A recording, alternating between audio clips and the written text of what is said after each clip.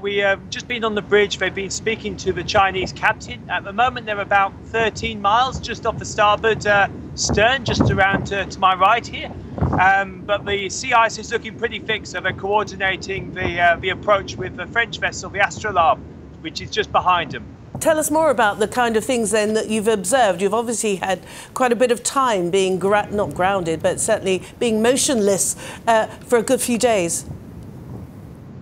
That's right. Well, we were very fortunate. A few days just before Christmas, we managed to get two large teams into Mawson's Hut. And that area's been badly clogged with ice, sea ice, for the last few years. But first one's in. It was a 65-kilometre sea ice journey. And we took a variety of different science measurements and observations around long-term changes and more recent changes.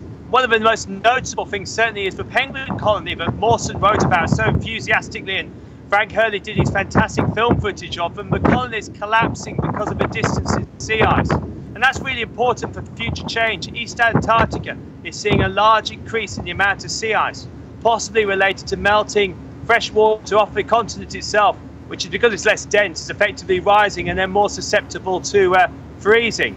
To test that idea, we then came round further to the east, somewhere near the Hodgman Islands, and we got onto the continent there, and that's a lot closer. And there we found a thriving penguin colony where the sea ice hasn't been pushed out quite so far. So it looks like this is a consistent idea that as you push out the sea ice, the penguin colonies, which need hard rock, at least for the Adelie penguins, to survive, are really struggling.